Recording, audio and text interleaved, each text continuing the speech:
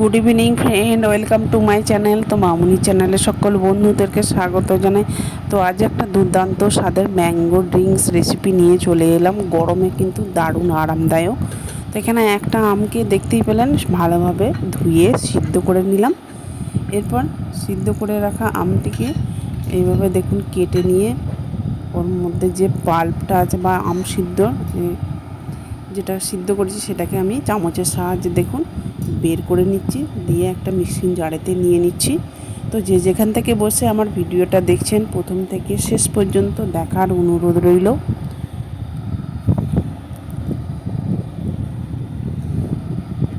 তো দেখুন সবটাই আমার হয়ে গেছে। এরপর এর মধ্যে দিয়ে দিলাম স্বাদ মতো লবণ, পুদিনা পাতা, চাইলে আপনারা ধনে পাতা যদি থাকে সেটাও দিতে পারেন, 2 চামচ মিছরি দিয়ে দিলাম, সামান্য জল দিলাম। এরপর এটাকে আমি পেস্ট করে নেব। দেখুন কতটা সুন্দর মিহি পেস্ট হয়েছে। এরপর দেখুন উনানেতে একটা কড়া বসিয়ে দিয়েছি। যে তার মধ্যে চিনি দিলাম, যে বাটির মাপে চিনি দিলাম সেই বাটির মেপে 2 বাটি জল দিলাম।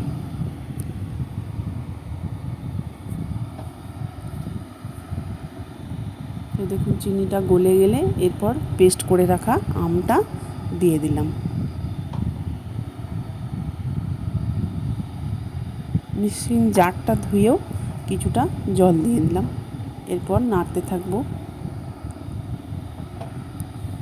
তো দেখুন আমি জলের মধ্যে কিছুটা কেশর ভিজিয়ে রেখেছিলাম, সেটাও দিয়ে দিলাম।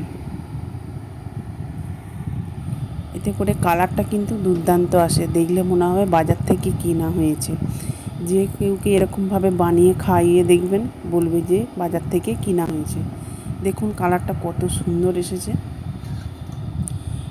আগের থেকে কতটা ঘনও হয়ে গেছে। এরপর নামিয়ে নিলাম, নামিয়ে আমি ঠান্ডা করে নেব।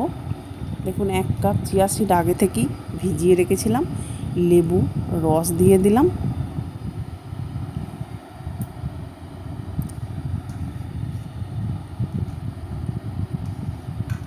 তো যারা আমার ইউটিউব চ্যানেল থেকে দেখছেন একটা সাবস্ক্রাইব করে পাশে থাকবেন, পাশে থাকা বেল বাটনটি অল করে রাখবেন, তাহলে আমার রেসিপি ছাড়ার সাথে সাথে সবার আগে আপনার কাছে পৌঁছে যাবে।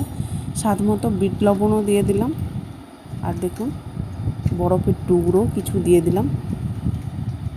এরপর বেশ ভালোভাবে নেড়েচেড়ে মিশিয়ে নেব। এরপর গ্লাসে ঢেলে নিচ্ছি। বাড়িতে আপনারা অবশ্যই একবার হলেও বানিয়ে দেখুন, কেমন হলো কমেন্ট করে জানাতে কিন্তু ভুলবেন না। আর ভালো যদি লেগে থাকে লাইক কমেন্ট শেয়ার করে দেবেন বন্ধু বান্ধব আত্মীয় স্বজনদের মধ্যে। ভিডিওটা শেষ পর্যন্ত দেখার জন্য অসংখ্য ধন্যবাদ। দেখুন কতটা সুন্দর হয়েছে। তো দেখা হবে কাল আবার পরবর্তী ভিডিও নিয়ে।